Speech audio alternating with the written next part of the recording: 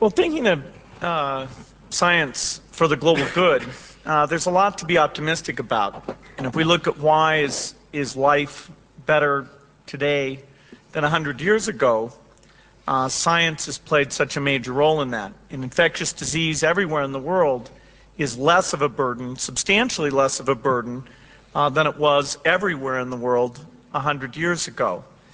We also have the incredible pace of discovery, the genome information, the information technology systems that let us communicate and get collaborations that wouldn't have been possible before. And so you have all these great things that should be benefiting everybody on the planet. And yet if we look at how those things are being made available to the world at large, to the so-called developing world, which is a funny term. You know, what it means is most the people. The developed world, that's the unusual exception, just over 1 billion people. The majority by far is close to 5 billion of the 6 billion that aren't yet really seeing the impact of these new science advances.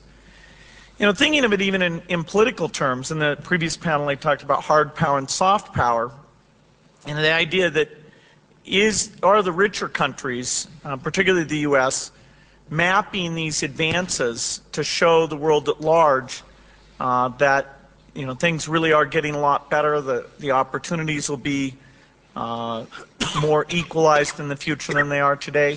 I'd have to say, I think we're falling short. I mean, there are many things we do, but there's kind of this market failure to take this science and map it into creation of drugs. And even though the U.S. does many good things, I think we run the risk of resentment if we don't include this better transfer of science, mapping the problems of the developing world into our soft power portfolio.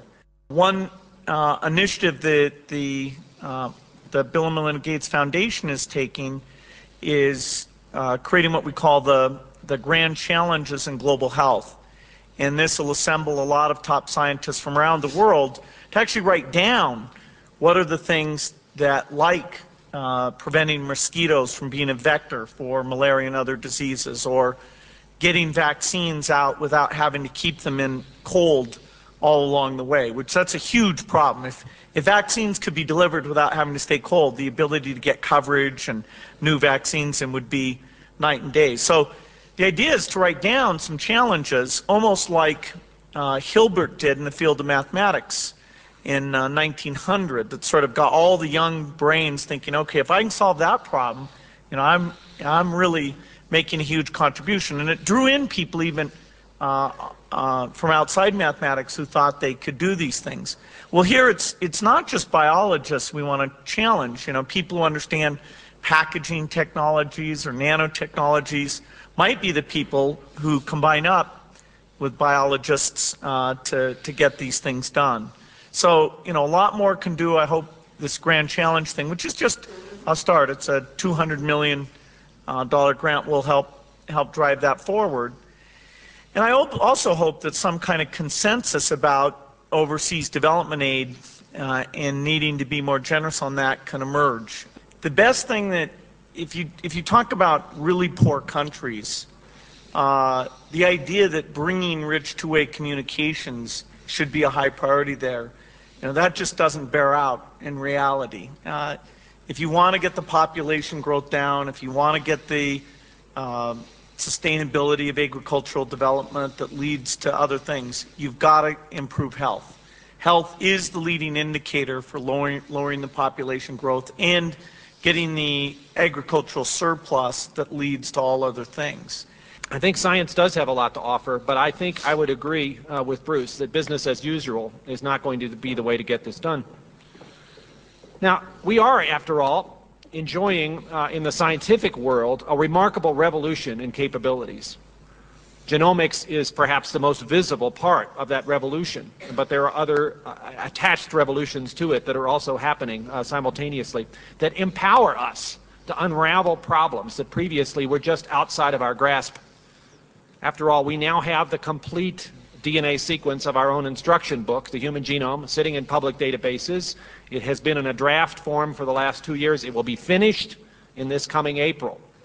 It will be there for everybody in the world who has a good idea to try to figure out how to use it. And I might say one of the nice things about this immediate accessibility of this information and much other information associated with genomics is it really does level the field. Wherever you are in the world, if you have the capabilities of looking at the information and trying to sort through it computationally, you have equal access to everybody else.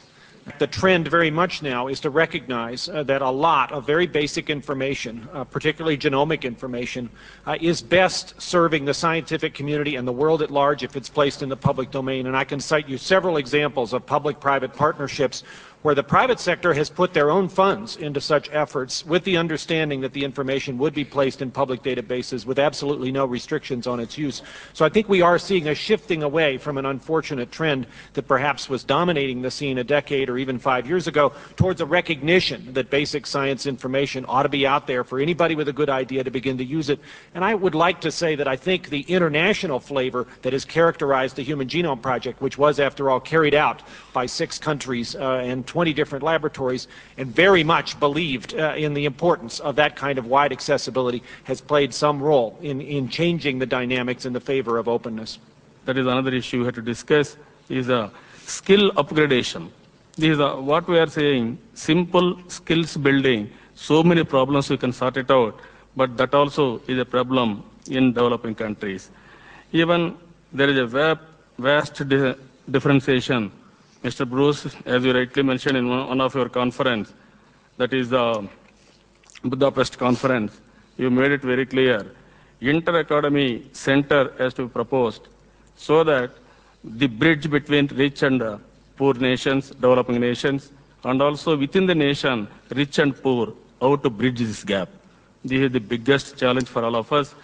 Even if you see IPR, this is one area everybody has to think over.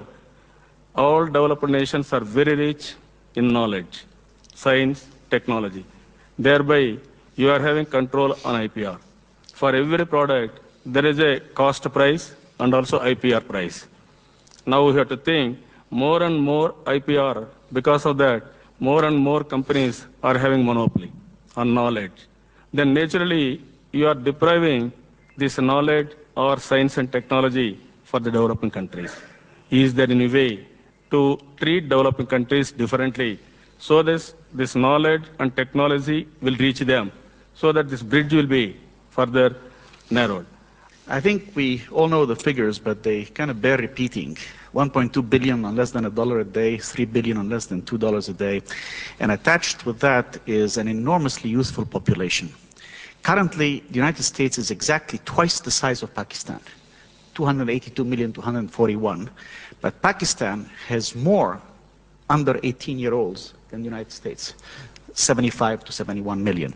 That enormous group of young people is coming into a schooling system which is already bursting at the seams and is unable actually to provide the kind of quality education that will be necessary for science to take root and for the preparation of a future generation across the board. I'm not talking about pockets of excellence, across the board, to deal with the challenges of the knowledge-based economy of the future that globalization is actually driving very quickly.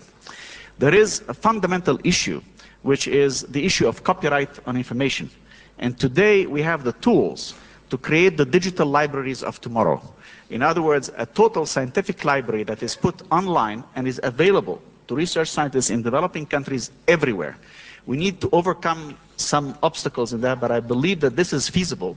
And that's one of the reasons why I remain an optimist, because these then will make available almost in real time the best knowledge and create libraries that developing countries can only dream about.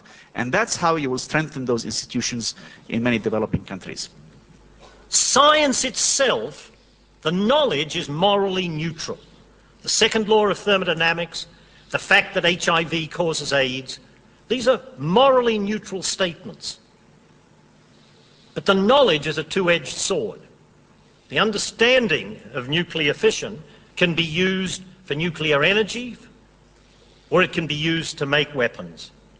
Our understanding of disease processes, from the molecular to the population level aspects of it, can be used for public health or to design weapons of terror. And it's against that background that more and more we are seeing, and I welcome, awkward debates about what use we shall make of the knowledge. I say science and the young people who carry its values into society are our greatest hope, but we can do better still if we inculcate an ethos that these people must be citizen scientists, and if we create effective mechanisms to debate the tomorrow we'll create with the possibilities they will offer us.